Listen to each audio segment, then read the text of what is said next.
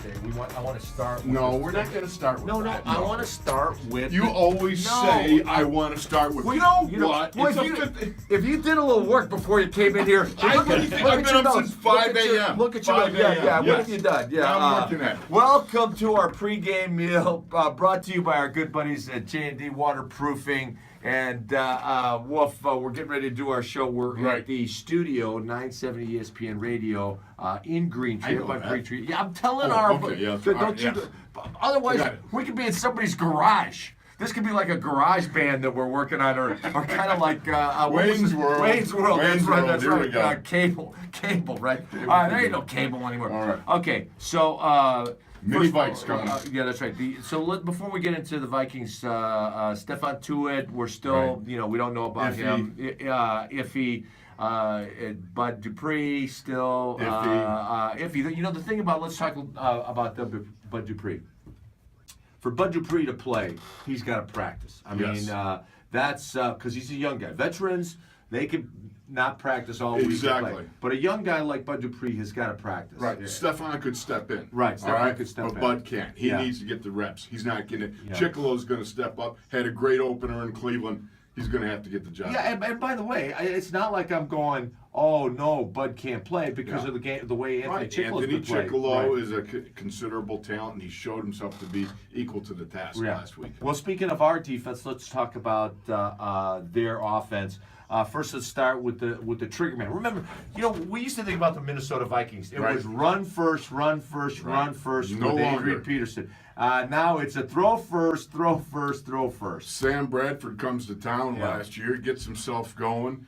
Though he was 7-8 throughout the year as a starter. I mean, this is a guy here who can throw the ball. 84.4% first time against New Orleans. Right. 340-some yards, couple of TDs, 3 TDs. This guy's serious. And he's reunited with an old friend and offensive coordinator in Pat Shurmur. So they're playing. Who you missed as a Cleveland coach yesterday. I just want to make that point. When we were doing Coaching Ancestry Day, what's going on? I mean, there have been so many coaches for the Cleveland Browns really since 1999. To come up with them off the top of your head. I came up with all but two, Mike Pettin and Pat Shurmur. But anyways, this is a West Coast offense. Everything is quick, and he runs it well. And Sam Bradford's healthy 2 years in a row.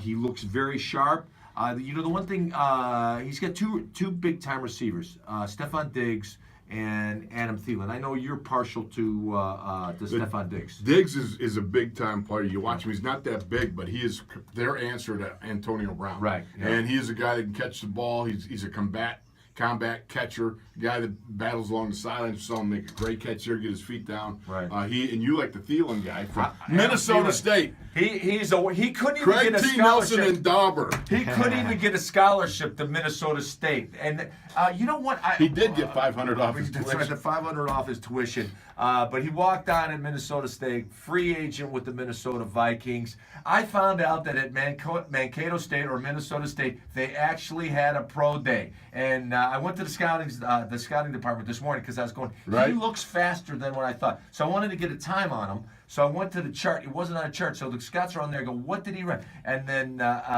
Karim said on his pro day, I go, they had a pro day at Minnesota State. So he ran a 4.49.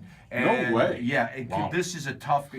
Wolf's talking about the combat catches. This guy also makes them too, and he's grown on me. And I've seen the light. Yeah, that's right. He didn't like him at first. I didn't like it because he was complaining, complaining, But whining. he's 6'2", 200 pounds, and he is good. Those are the guys you got to stop. What reminded me of was Edelman. That was the problem. Yeah. But a bigger Edelman.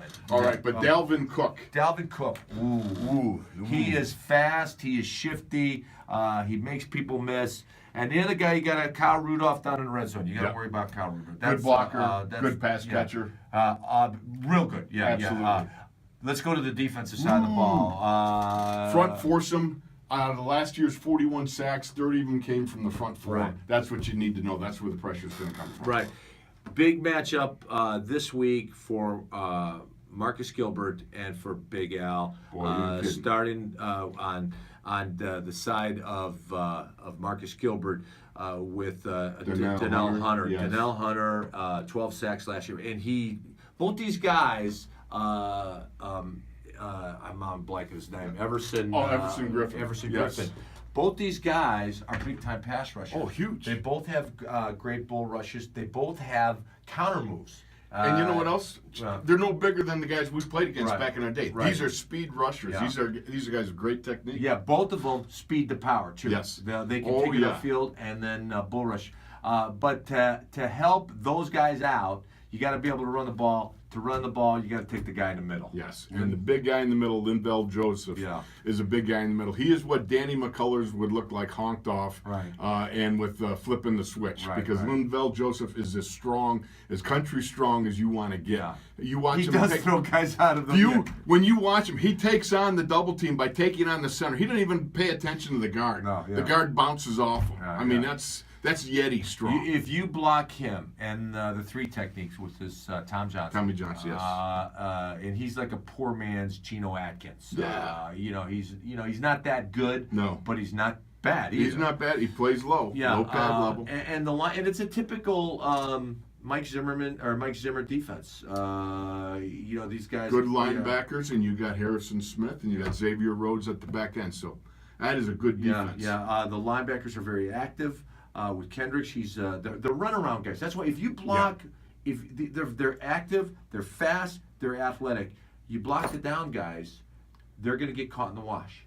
And You got to that's get gonna outside keep- on these guys. Yeah. Running right at them is going to be a problem. Yeah, well, see, I'm thinking the opposite. See, I'm thinking yeah, this is why this it's is good why we're you- opposite. yeah, You don't run at the big hog up the middle. The but Yeti's these tearing guys- people off. But the linebackers are great at getting in the perimeter. You got to seal them. Crack back, peel back, whatever you call You it. can't run a crack back anymore. It's illegal. You can. You just hope you're not caught. That's all. right. All right, that's all we've got. Tune in. The key is going to be block those defensive ends. Actually, that's going to be and get in Sam Bradford's face and disrupt the rhythm of that West Coast offense. We'll check in with you on Monday, Yeah. and we'll have a wrap up then. And we'll see who's right, like going Of course, outside it's or me. going in between It's the me. tackles. It's me. And this segment is brought to you by The good people at J&D Waterproofing. Call 1-800-VERY-DRY,